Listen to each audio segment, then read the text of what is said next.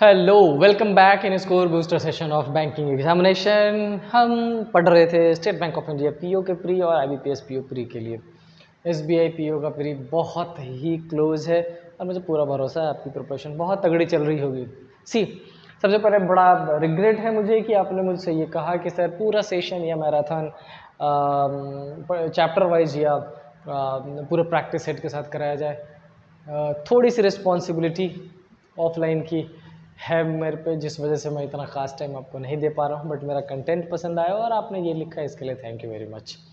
अब हम आज बेसिकली मिक्स्ड पजल, जैसे याद होगा सबसे पहले हमने सिटिंग अरेंजमेंट से शुरुआत की थी, उसके बाद मैंने डे बेस्ड पजल कराया, फिर फ्लोर बेस्ड पजल कराया। आज नॉर्मल मिसलेनियस को पजल से लिए हैं और उसके साथ साथ एक चैप्टर जैसे अल्फ़ाबेटिकल सीरीज लिया है इस वीक में, फर्स्ट डे इनइक्वालिटी लिया है, सिलॉग्स लिया है, डायरेक्शन डिस्टेंस है, ब्लड रिलेशन है, ये साथ में है और उसके साथ एक पजल भी लेके चल रहा हूँ मैं, ताकि कहीं सिर्फ पजल और सिटिंग अरेंजमेंट के चक्कर में मिसलेनियस का वो पार्ट जो स्कोर बूस्टर होता है एक्चुअल में वो पीछे ना छूट जाए, इसलिए हम करने वाले। बट हाँ, अगर चीज़ें सच में बहुत अच्छी आपको लग रही और समझ में आ रही तो एक जस्ट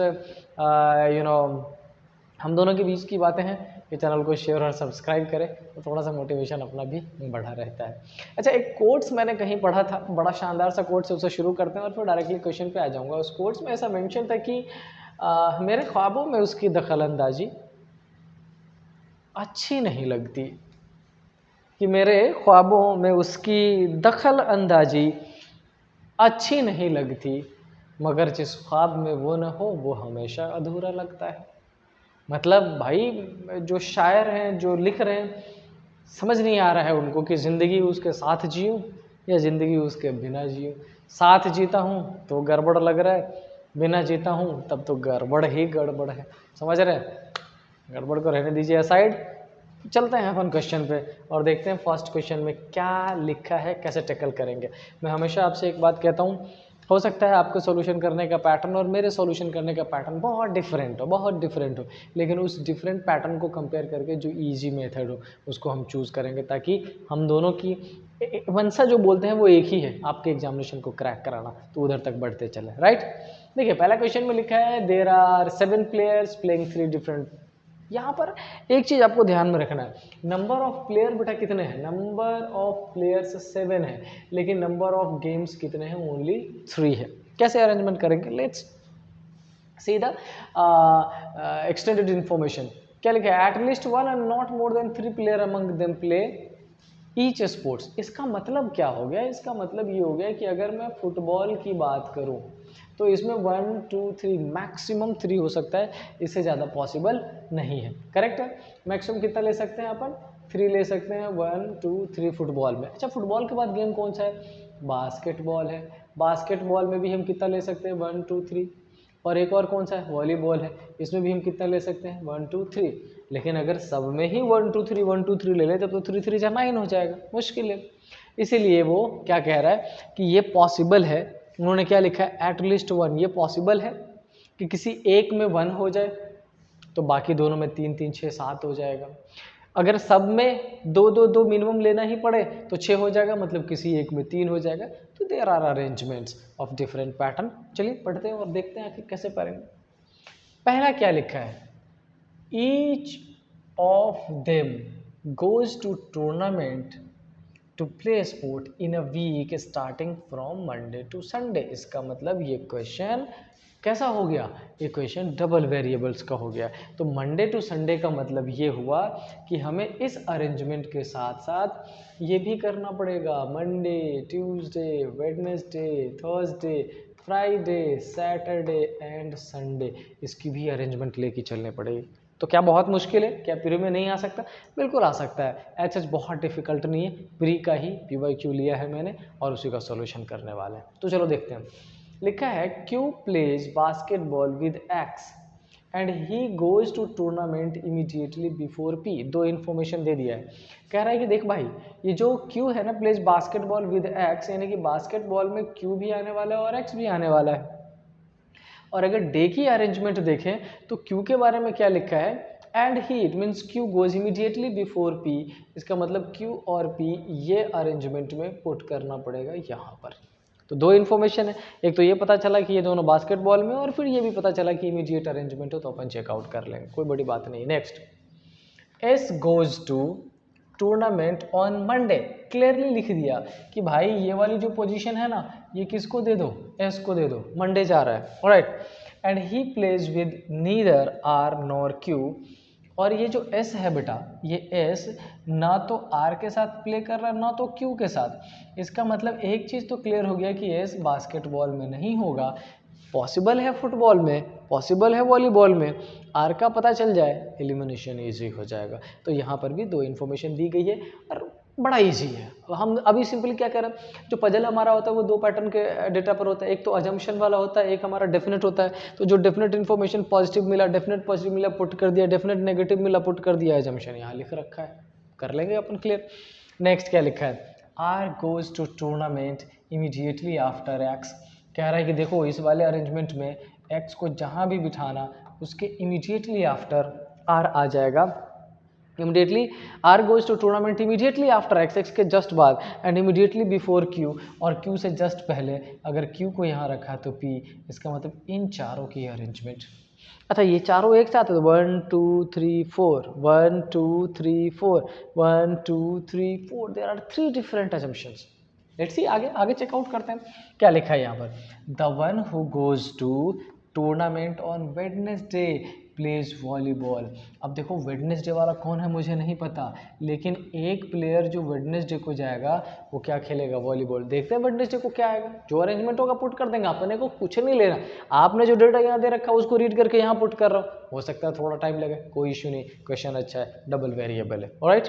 नेक्स्ट क्या लिखा है, the one who goes to tournament on Tuesday does not play with Q। अच्छा जो ट्यूसडे वाला है वो क्यू, इसका मतलब ट्यूसडे वाला बास्केटबॉल नहीं खेलेगा। इसका मतलब एक क्लैरिटी हो गई कि ये एक्स ट्यूसडे को नहीं है। तो हमारे पास जो अजम्पशन था 1 2 3 4, 1 2 3 4 दो ही बचे, थर्ड अजम्पशन एलिमिनेट हो गया। कैसे एलिमिनेट हुआ, ये चारों एक साथ है, चारों को एक साथ रखेंगे तो एक्स ट्यूसडे पॉसिबल था, उसके रिस्पेक्ट में हमारा चौथा अजम्पशन बना था, हो गया एलिमिनेशन। कुछ किया मैंने नहीं, आप भी कर रहे होगे, ऐसा ही कर रहे होगे, I know it. Next, Z does not play either basketball और वॉलीबॉल। Z ना तो बास्केटबॉल ना वॉलीबॉल, तो Z क्या खेलेगा भाई, फुटबॉल खेलेगा। Okay, P plays football with R, और P फुटबॉल खेल रहा है R के साथ, ये पुट कर दिया। S के बारे में इंफॉर्मेशन था ना तो R ना तो Q, तो S के बारे में एक क्लैरिटी मिल गई कि S इसमें है। अब हमें चेक करना पड़ेगा कि क्या S वेडनेसडे को आ सकता है, पॉसिबिलिटीज आर देयर, हम देखेंगे। फिलहाल मैं S की पोजीशन बस इतना रख रहा हूँ वॉलीबॉल में, क्लियर है। तो हमारे पास 3 2 5 और 1 6 इन्फॉर्मेशन आ गई है। क्या हमने कोई भी इन्फॉर्मेशन ऐसा जो इसमें से नहीं पढ़ा हो, ऐसा कुछ भी नहीं, सारे पढ़ लिए। अब हमें इसकी पोजीशन यहाँ पुट करनी पड़ेगी, तो देखिए कैसे करते हैं। अच्छा हमारे पास एक्स आर क्यू पी, मुझे ये बताओ ये ट्यूसडे वाला एलिमिनेट था तो एक्स आर क्यू पी ये पोजीशन पॉसिबल था, 100% श्योर। अच्छा दूसरे ऑप्शन में अगर मैं एस को यहाँ रखता तो एक्स आर क्यू पी ये पॉसिबल था, तो एक और एक ये पोजीशन खाली था हमारे पास। इस पोजीशन को यहाँ पर पुट करना था। हमसे क्या बोला गया था कि भाई देख वेडनेसडे को जो भी है ना, वेडनेसडे को जो भी है वो वॉलीबॉल खेलेगा। अब वेडनेसडे को अगर एक्स मैंने रखा तो एक्स तो बास्केटबॉल खेल रहा है। इसका मतलब क्या हो गया, इसका मतलब हो गया कि बेटा ये जो अजम्पशन है ये गलत है, इसको एलिमिनेट कर देते हैं। एक्स यहाँ पर आ गया। अब हमें देखना पड़ेगा कि बास्केटबॉल में कौन कौन है, सॉरी वॉलीबॉल में कौन कौन है। वॉलीबॉल में एक्स यहाँ पर आ गया, वेट हाँ ठीक है, एक्स थर्सडे है, ओके। अब चूंकि एक्स यहाँ क्या हो रहा था ये समझना, एक्स यहाँ पर आ रहा था वेडनेसडे को, और वेडनेसडे पे जो प्लेयर है वो वॉलीबॉल में, इसलिए हमने एक्स को यहाँ से एलिमिनेट कर लिया। तो अब हमारे पास 1 2 3 4 5 पर्सन्स ऑलरेडी पोजीशन है, 2 पर्सन्स की पोजीशन यहाँ रखनी है। अच्छा ये बताओ, कह रहा है कि ट्यूसडे वाला और एस बास्केटबॉल नहीं है, वेडनेसडे वाला वॉलीबॉल। अच्छा ट्यूसडे वाला अगर बास्केटबॉल नहीं खेलेगा तो पहले ये चेकआउट कर लो कि पर्सन बचा कौन कौन सा। पर्सन हमारे पास बच गया है बेटा, एक तो बचा है जेड, और जेड क्या खेल रहा है, फुटबॉल, तो जेड की पोजीशन ये क्यों, क्यों जेड की पोजीशन वो हो जाएगी? इसलिए क्योंकि जेड की पोजीशन अगर ट्यूसडे को ना रखूं, वेडनेसडे को रखूं, तो जेड को कहाँ लेना पड़ेगा? वॉलीबॉल में, जबकि जेड की पोजीशन ऑलरेडी फुटबॉल में क्लियर है, खत्म हो गया। तो हमारे पास एक कौन सा बचा? P Q R S Y बच गया। तो ये पोजीशन किसको मिल गई? वाई को। वाई वेडनेसडे हो गया तो वाई कहाँ हो गया? यहाँ पर 3 2 5 2 7, ये पोजीशन एलिमिनेट हो गई। Proper arrangement, and this is your solution. Correct है? तो आई होप इस कॉन्फ़िगरेशन को सॉल्व करके आपको सीखने को कुछ ना कुछ मिला होगा। यहाँ पर हमने एक अच्छा काम किया है आज, कॉन्फ़िगरेशन, अजम्पशन, जैसे ही रिक्वायर्ड लगा मैंने अजम्पशन फ्रेम किया। और इसमें एक जो अच्छी चीज़ थी वो क्या थी? वो ये था कि डे के रेस्पेक्ट में, ये वॉलीबॉल वाला जो डे के वेडनेसडे के रेस्पेक्ट में था, ये हमारा एक्स के एलिमिनेशन में फ़ायदा कर दिया। तो हमारे पास फाइनल फुटबॉल में 2, फुटबॉल में 3, बास्केटबॉल में 2 एंड वॉलीबॉल में 2 ये पर्सन है। करेक्ट है? चलो आगे चलते हैं, नेक्स्ट क्वेश्चन देखते हैं और क्या है पॉसिबल। हाँ, मेक श्योर ये state bank of India PO के प्री में पूछा गया है, तो आपके लिए हेल्पफुल होने वाला है और उम्मीद करता हूँ मैं हेल्पफुल होगा ही होगा। अब देखो, ये मैं ऐसा सेगमेंट लेके आया हूँ जो हर बार लोग इनको वैसा समझते हैं, अरे यार ये तो बहुत ईजी है, पेपर में आएगा, यूं कर दूंगा मैं। दिक्कत क्या होती है कि जब एग्जैक्टली पेपर में अपन पहुंचते उस टाइम पे बड़ी मुश्किलें आनी शुरू हो जाती है, हम प्रॉपर सॉल्यूशन नहीं कर पाते। और ऐसा क्यों होता है? ऐसा इसलिए होता है कि इजी का हमने प्रैक्टिस बिल्कुल भी नहीं किया है। अगर इसी चीज़ को और भी अच्छा टाइम दिया जाए तो वो हमारे लिए सच में स्कोर बूस्टर हो सकता है। और चूंकि सेशन हमारा किस नाम से, स्कोर बूस्टर से, तो हमें पढ़ना कैसा है वैसा ही। So let's go. If all digits in each of the number are arranged in descending order within the number, एक बात ध्यान से देखिएगा, लिखा है within, मतलब ये जो नंबर्स है इसके अंदर ही डिसेंडिंग ऑर्डर में अरेंजमेंट करता है। दूसरी चीज़ ये ध्यान रखिएगा, कई बार पूरा नंबर्स को ही अरेंज करने को बोलेगा, तो इस बार नंबर नहीं बोला है, within the number you have to arrange the digits in descending. तो ये कैसा हो जाएगा? 8 7 5, ये कैसा हो जाएगा? 8 6 5, ये कैसा हो जाएगा? 9 8 1, ये कैसा हो जाएगा? 8 4 2, और ये कैसा हो जाएगा? 9 5 4। लो, इन्होंने जो बोला हमने कर दिया। Done? Okay. Which of the following number will become the lowest in the new arrangement of numbers? सबसे छोटा कौन सा हो जाएगा? सबसे छोटा 8 7 5 8 6 2 9 9 8 4 2, ये सबसे छोटा हो रहा है और 8 24 है। So correct answer will be option number D. ये सच में इतना इजी होता है? दिक्कत क्या होती है ये समझो। अभी जो ऑफलाइन क्लासेस में मैं प्रैक्टिस करा रहा हूँ बच्चों के, वहाँ पर मुश्किलें क्या आती है? मुश्किलें बेटे तब आती है जब बच्चे इस अरेंजमेंट में बहुत ज़्यादा टाइम लगाने लगते हैं, या बहुत ज़्यादा टाइम लगता है और हमें ये रहता है कि यार मुझे तो 18-20 मिनट में बहुत सारे क्वेश्चन करने हैं।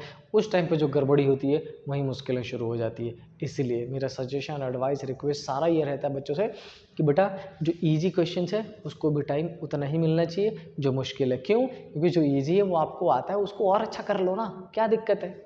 चलो नेक्स्ट क्वेश्चन में क्या लिखा है? नेक्स्ट भी अल्फाबेटिकल सीरीज का ही है। क्या लिखा है? If all the letters are change to next alphabet in the alphabetical series then how many words have at least one vowel. जितने लेटर्स है सबको चेंज कर दो।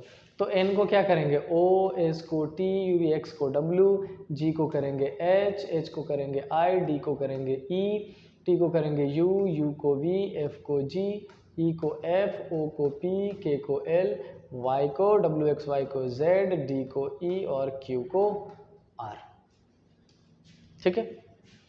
अब इस क्वेश्चन में कंफ्यूजन क्या होता है ये समझो। यहां पर क्या लिखा है? All the letters are change to next alphabet in alphabetical series. तो हम क्या करने लगते हैं? हम इसी में इसके नेक्स्ट में चेंज करना शुरू करते हैं। वो नहीं बोला है। अल्फाबेटिकल सीरीज का मतलब हो गया कि ए से लेके जेड तक, उसमें जो चेंजेस आपको करने हैं वो एक आगे बढ़ाते चल लीजिए। समझ? अब क्या कह रहा है? How many words at least one vowel. अब समझना, कम से कम एक वोवेल तो होना ही चाहिए। 2 हो जाए, 3 हो जाए, 4 हो जाए, कितने भी हो जाए कोई फर्क नहीं पड़ता है, लेकिन आपको वैसी काउंटिंग करनी है जहां पर एटलीस्ट 1 हो, 1 से ज़्यादा कितने भी हो। अच्छा, कई बार दूसरे पैटर्न पे ये हो जाता है एटमोस्ट। अब अगर पूछ दिया था एटमोस्ट 2, तो हम क्या काउंट करते हैं? 2 तो होने ही चाहिए। 1 हो जाए तब भी चलेगा, 0 है तब भी चलेगा, बट 2 से ज़्यादा ना हो। तो ये एटलीस्ट, एटमोस्ट में अटकना नहीं है। बहुत ज़्यादातर बच्चे इसमें फंस के रह जाते हैं, मुश्किल हो जाता है, इसलिए this segment is very important for everybody, right. क्यों? ये स्कोर बूस्टर होता है। अब हमसे क्या बोला, हाउ मेनी वॉवेल्स, तो इसमें कितने हैं 1, इसमें कितने हैं 2, इसमें कितने हैं 1, इसमें एक भी नहीं, और इसमें कितने हैं 1, तो एटलीस्ट 1 वाले कितने हो जाएंगे 1 2 3 4। करेक्ट आंसर क्या हो जाएगा, ऑप्शन नंबर 4। समझ आई बात। यह है अल्फ़ाबेटिकल सीरीज का फ़ायदा। अल्फ़ाबेटिकल सीरीज मुझे ऐसा लगता है कि मैंने लास्ट, अगर मैं जब से पढ़ा रहा हूँ लास्ट 10 to 12 ईयर्स में, आज तक कोई पेपर ही नहीं बना जिसमें इस पर्टिकुलर चैप्टर से क्वेश्चन ना आता हो। क्वेश्चन के पैटर्न भले अलग हो सकते हैं, pair finding, words making, meaningful words making, then ये वाला सेगमेंट, अलग अलग पैटर्न आ सकते हैं, बट आता हमेशा है। तो मेरी आपसे रिक्वेस्ट है कि जब कभी ये मन में लगने लग जाए कि सिलॉक्स, inequality, blood relation, alphabetical series, order ranking बहुत ईजी होता, नहीं पढ़ेंगे, अपने आप को गलत रास्ते पर लेके जाओगे। So give time to these chapter also, क्योंकि अगर 35 क्वेश्चन हैं तो आपके 20 क्वेश्चन सिटिंग अरेंजमेंट पजल से आएगा, रिमेनिंग क्वेश्चन कहाँ से आएगा, उस सेगमेंट्स, राइट। उम्मीद करता हूँ chapter, lecture, way of teaching अच्छा लगा होगा। चैनल को शेयर एंड सब्सक्राइब करिए ताकि और बच्चों तक इसकी रीच बने। See you there in the next class, till then stay happy, जय हिंद।